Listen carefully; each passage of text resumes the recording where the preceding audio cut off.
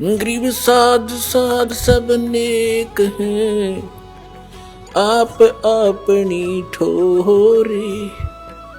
जो सतलोक ले जावेंगे वो साधु कोई और।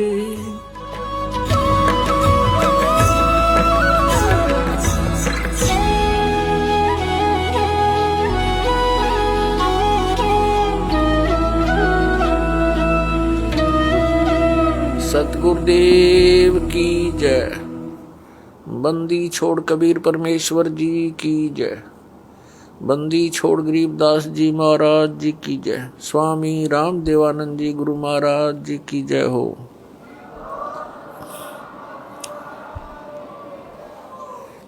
तुमरे विसारे क्या बने, मैं किसकी शरण में जाऊं। शिव ब्रंच मुनि नारदा, तिनके हृदय न सुनो।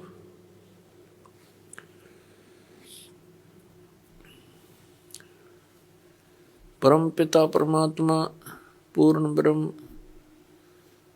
सर्व सृष्टि रचनहार कबीर परमेश्वर जी की असीम कृपा से आप सभी पुण्यात्माएं सत्संग सुनने के लिए उपस्थित हुए।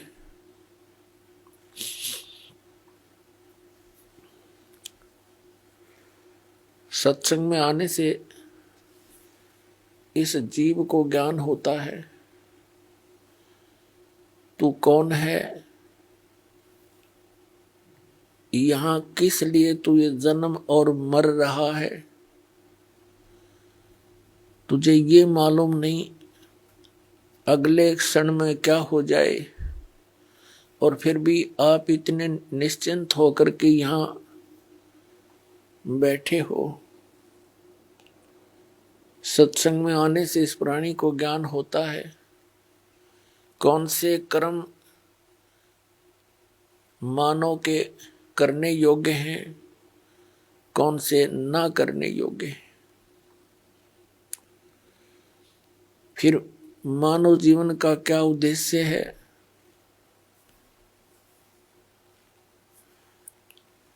ये ज्ञान होता है कि मनुष्य जीवन किस लिए प्राप्त हुआ है। फिर उद्देश्य से परिचित होकर के ये प्राणी उस परमात्मा के पाने के लिए तड़प उठता है,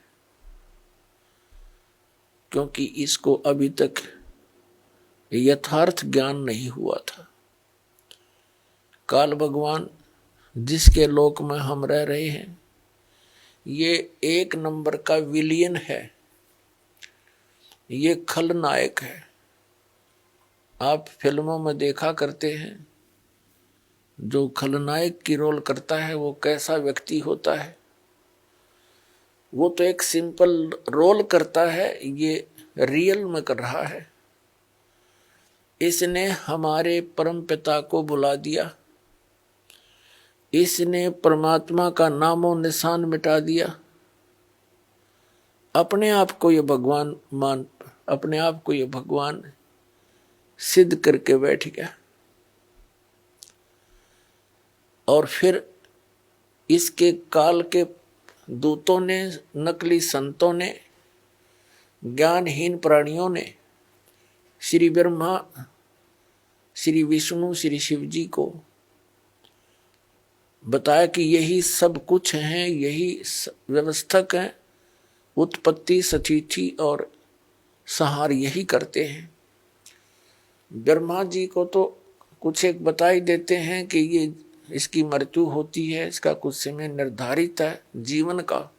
लेकिन श्री विष्णु, श्री शंकर भगवान जी को ये अजरो अमर बताया करते थे। इन्हीं की पूजा का विधान दृढ़ किया करते थे, जो किसी भी सदग्रंथ में प्रमाण नहीं था। तो इन काल के से प्रेरित संतों ने सभी पुण्यात्माओं को मिसगाइड कर रखा था। स्वयं परमात्मा आते हैं, इस अज्ञान को समाप्त करते हैं, अपनी प्यारी आत्माओं को सीधा राह बताते हैं। आप देखते हैं जितने गुरु उतने ही उनके मार्ग, उतने ही विधि भक्ति की, जितने संत उतना ही उनका अलग अलग ज्ञान।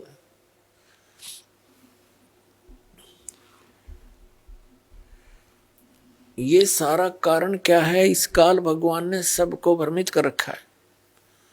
इसने भ्रमित क्यों कर रखा है? परमात्मा ने हमारे ऊपर एक दया करी थी, कबीर भगवान ने, जो हम सबका जनक है। आज पहले भी आपको बताया था सुबह के सत्संग में, जब इस काल भगवान ने इस दुर्गा देवी जी के साथ बद व्यवहार करने की चेष्टा की थी, इस दुर्गा जी ने अपनी इज्जत रक्षा के लिए इसके पेट में शरण ली थी। परमेश्वर ने, कबीर देव जी ने, सत्य पुरुष ने इस ज्योति निरंजन को इसके 21 ब्रह्मांड समेत वहां से निकाल दिया था, साथ में दुर्गा जी को भी। और साथ में इसको एक ऐसा वचन दे दिया था कि यहां जो ऐसे कर्म करता है सच्चे लोक में, उसको ये रोग लगता है 1 लाख मानव शरीरधारी प्राणियों का नितहार आहार करने का। इसको वो श्राप लगा हुआ है, 1 लाख मानव शरीरधारी प्राणियों का ये नित आहार करता है। उसके लिए इसने अपने तीनों पुत्रों की, रजगुण ब्रह्मा, सतगुण विष्णु, तमगुण शिव जी की ड्यूटी ला रखी है। इनको एक एक गुण से युक्त कर दिया। ना श्री ब्रह्मा के बस की बात, ना विष्णु के, ना शिव की। इनके अंदर से एक ऐसी रेंज निकल रही है, रेज, ऐसी किरणें निकल रही हैं जो इसके अंतर्गत इस 3 लोक में, पृथ्वी लोक, पाताल लोक और स्वर्ग लोक के प्राणियों को, ये तीनों देवताओं के अंदर से निकल रही ये किरणें प्रभावित करती हैं। ये अपने लोकों में रहते हैं, इनकी राजधानी है ऊपर विष्णु लोक, शिवलोक और ब्रह्मा लोक। वहां रहते हुए भी इनके अंदर से निकल रही किरणें हमें यहां प्रभावित कर रही हैं। जैसे मिर्च का छोंक लगता है रसोई में, उसका प्रभाव जाकर के दिखता है दूसरे कक्षों में बैठे हुए अन्य घर के सदस्यों पर। छींकें आने लग जाती हैं, उनके बस की बात नहीं कि वो छींकों को रोक सके। मूल वस्तु रसोई में, उससे निकली हुई उस किरण ने उस प्रभावित कर दिया जाकर तीसरे कक्ष में 50 फुट की दूरी पर बैठे सदस्य को। ठीक इसी प्रकार श्री ब्रह्मा, श्री विष्णु, श्री शिव जी से निकल रही ये किरणें, ये तरंगे हमें यहां प्रभावित करती हैं, जिसके कारण रजोगुण की किरण के इन तरंगों के कारण हम प्रभावित होकर के सृष्टि उत्पत्ति कर, संतानों उत्पत्ति करते हैं। जिस कारण से ब्रह्मा जी को सृष्टि की उत्पत्ति करता बता दिया। यू खाक उत्पत्ति करता है, उत्पत्ति तो परमात्मा ने करके दे रखी। कबीर साहब ने सारे ब्रह्मांड रच दिए, इसके 3 गुण 5 तत्व दे दिए। ये तो केवल प्रभावित करता, जिस कारण से सभी प्राणी अपनी ये विवश होकर के, विषय वासनाओं के वश होकर के संतानों उत्पत्ति करते हैं। और फिर यहाँ के यहाँ की सुविधाओं की इच्छा, राजसी ठाठ सभी चाहते हैं, ये उसी का प्रभाव। और दूसरे सतोगुण के प्रभाव से हम एक दूसरे में मोह ममता बुरी तरह जकड़े हुए हैं। जीव के बस का नहीं ये ममता मोह हटा दे किसी सदस्य से, संपत्ति से या इस संसार से। ये तो परमात्मा कबीर जी की दया होगी, आपको ज्ञान मिलेगा और साथ में वो समाधान मिलेगा जो इसकी किरणों को, इनके प्रभाव को निरस्त करेगा। वो साधना आपको दी जाएगी, तब आप यहाँ से निकल सकते हो। नहीं तो जकड़ रखा प्रत्येक प्राणी को और समझ में नहीं आने देता ये हो क्या रहा है। 1 मिनट में मृत्यु हो जाती है, उससे पहले ठेकेदार बना रखा है, तो ये तेरा बेटा है, ये तेरी बेटी है, ये कार है, ये तेरी कोठी है। और फिर क्या है, छोड़ बुद्धू, तेरा कुछ नहीं था, चल गधा बन। ऐसी दुर्गति हमारी कर रखी है इस काल भगवान ने। और तीसरा जो शंकर भगवान है, उसके अंदर आपको पता ही है, तमोगुण के कारण एक दूसरे के साथ लट्ठम लट्ठा इतना क्रोध पैदा कर देता है, हिंसाएं हो जाती हैं। और ये संहार का भी कार्य करता है। 1 लाख मानव शरीरधारी प्राणियों को नित मार के अपने पिता काल के पास भेज देता है। जिस कारण से इस अपनी व्यवस्था, इसको भूख लगी हुई, इसको भूख लगती है, 1 लाख मानव शरीरधारी प्राणियों का निताहार करने का श्राप लगा हुआ है। और जिस कारण से इसने हम सभी को यहाँ मिसगाइड कर रखा है, अपनी खेती बना रखी है, जैसे कसाई बकरे पालता है। परमात्मा परमेश्वर वो हमारे जनक हैं, सबके मालिक हैं, उत्पत्ति करता कबीर भगवान जो काशी में दुल्हा रूप में आए थे, उन्होंने आके अपनी प्यारी आत्मा धर्मदास साहिब जी को मिले। उनसे कहा कि धर्मदास, तुम जिस लोक में रह रहे हो ये कसाई का लोक है, यहाँ कोई रहम नाम की चीज नहीं है। किसी का बेटा मरो, किसी की बेटी मरो, पूरा अक्षेत्र नष्ट हो जाओ, नो प्रॉब्लम। इसमें दया नाम की चीज नहीं है। धर्मदास जी ने कहा कि भगवान, यहाँ कैसी सुविधाएं नजर आ रही हैं, सुंदर बाग बगीचे हैं, झरने बह रहे हैं, मीठे जल की दरिया बह रही हैं, नीचे भी अच्छा मीठा जल है पृथ्वी में, और सुंदर बाग हैं, सुंदर मेवा लगी हुई हैं, कैसी अच्छी हवा चलती है, दिन रात बन रहे हैं।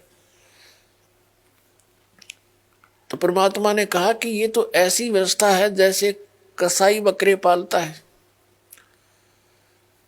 वह अपने उन पाले हुए बकरे और बकरियों के लिए सब सुविधाएं देता है।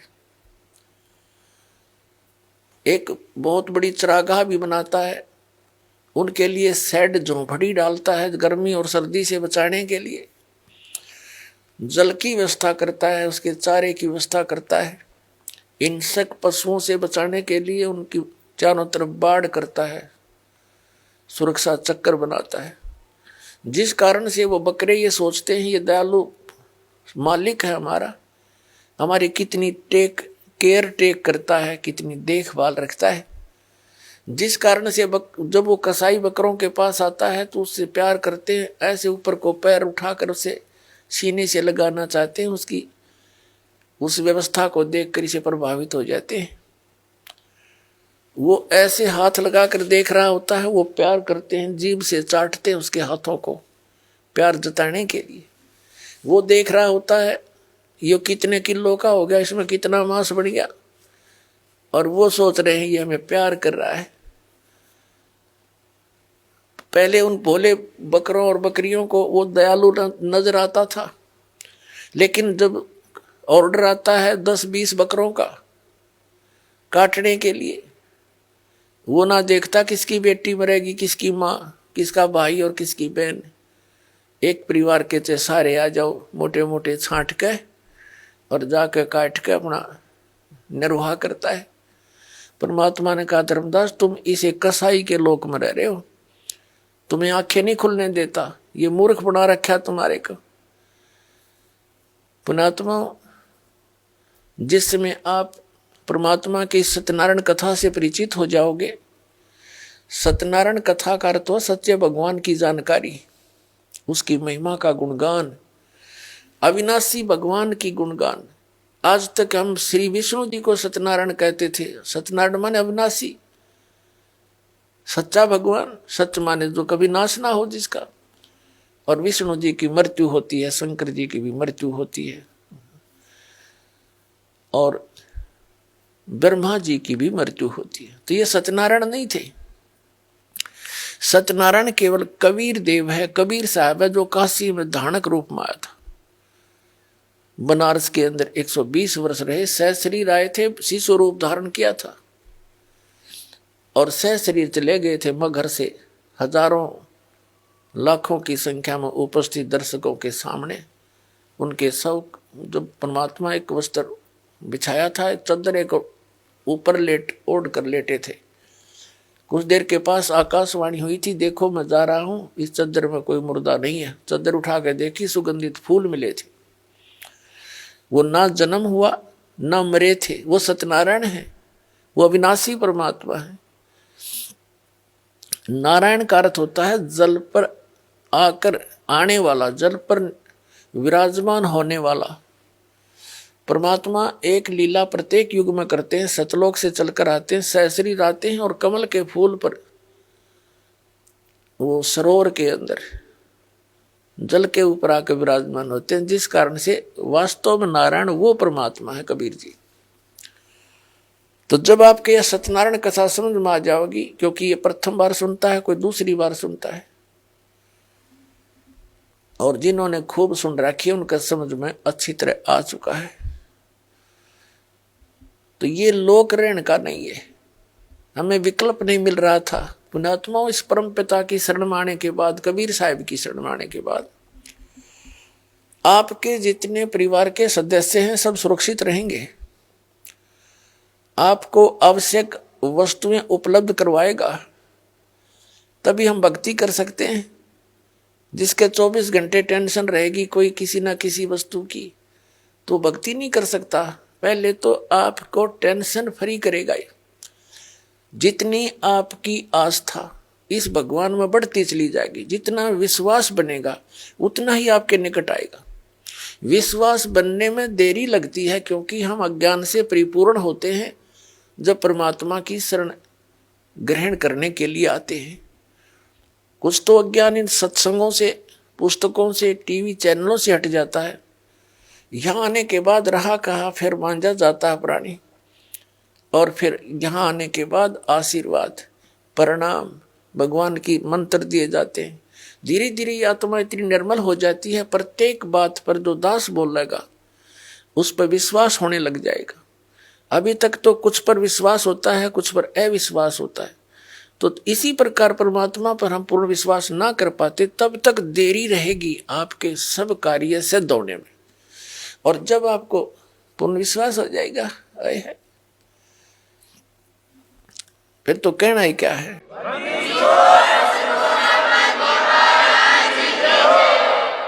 जिनको पूर्ण विश्वास हो जाता है, एक भक्त ऐसे ऐसे सुख बताता है कि उसका कहता है जी कितने बताऊं, गिनती नहीं। तो पुण्यात्माओं, भगवान है ये हमारा सच्चा पिता है, और अपने पिता को ही अपने संतान के दुख की चिंता होती है, और ये समर्थ है, हमारे सब काम करने में सक्षम है, सब दुखों को दूर करने में सक्षम है। ये समर्थ परमात्मा है। इस पर विश्वास करके देखो पूर्ण हृदय से, फिर देखना सारे काम ठीक होंगे।